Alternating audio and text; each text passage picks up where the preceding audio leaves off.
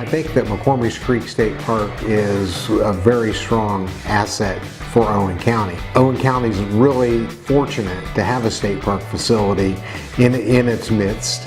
The park offers both overnight and day use facilities for the public. We have Canyon Inn, which is a 78-room hotel with an outdoor swimming pool and a recreation center there that serves people of all ages. We also offer 14 family cabins that the park rents. We have a campground at the park. So that gives a wide variety of facilities for all sorts of people who want to come and spend the night at McCormick's Creek. Whether that be a family or a business retreat or a wedding, McCormick's Creek's a really good place to do it. In addition to our overnight facilities, we have a wide variety of day use facilities, which is really great for the local people who live near the park to come in and use the park for the day.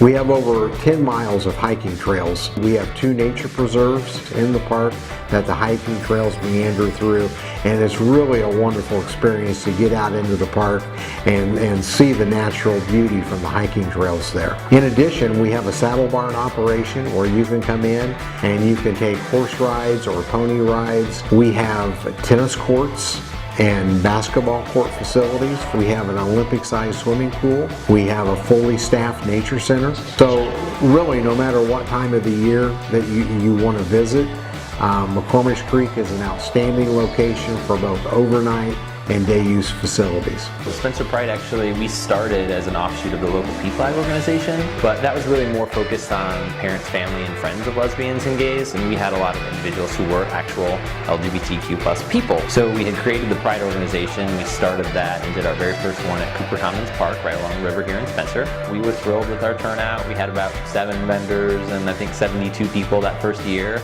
We thought that's where we were going to be permanently. We just hoped to be able to continue to do the festival year after year. At that point, that was our hope.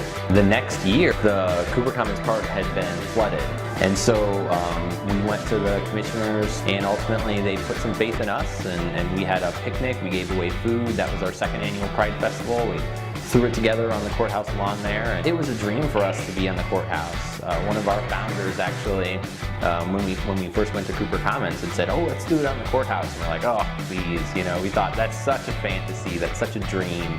And that's just way too visible, and would the community really accept that? Every department that is involved, the street department's giving us barricades, absolutely everybody for the town of Spencer and Owen County government has been really, really welcoming and supportive of us, and we found the same thing in the community as well. We've been greatly accepted, and every year it's amazing to see how that grows and flourishes. Right here on Market Street, we are opening the Spencer Pride Community Center. And we are really excited. I mean, to think that we thought having our festival on the courthouse lawn was a fantasy. Try to think that we would have an LGBT community center on the courthouse. I wouldn't even put that in the fantasy genre, you know? That's just pure fiction. At least that's what we would have thought. And so we have been so accepted here in the community, and there's been such a need for us as well, and the community's really opened arms for us. So we decided ultimately that it was the right move for us to try to have a permanent year-round presence here. We teach more than just gymnastics. We teach the fundamentals of life. We teach them hard work and how to be good people. We teach the kids how to work hard. Whatever sport they do, a lot of them start out here, and Kathy and I both, we teach them work ethics and to go for what you need to do, your goal, and not to give up. And the girls don't. The Lady Patriots are an incredible group of young ladies. They work non-stop. They work as a team. There is not an individual that just is out for themselves. They represent their school with sportsmanship and leadership. I'm just very, very proud of them. We create a lot of memories, and we have for many, many years. What started out as a horse facility on 55 acres out west of Spencer needed a new home, needed another thing to do with it. So I was sitting there with 17,000 square feet of building, wondering what I'm going to do with it. So we started the remodel and all that thinking that we would have a recording facility for music primarily. I'm a musician and all my buddies are musicians. So we did that for a while and then started having music festivals that kind of supported that industry.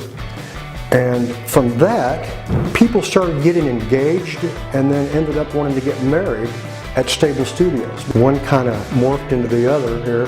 And now I don't do any recording except for my own personal projects. And the place is a music venue and a wedding site. And we have these music festivals that are outrageous. We'll get 2,000 to 3,000 people. Over a 3-day event, we'll have 30-some bands, 3 stages running all the time. You know, we try to engage our community, and especially our close neighbors.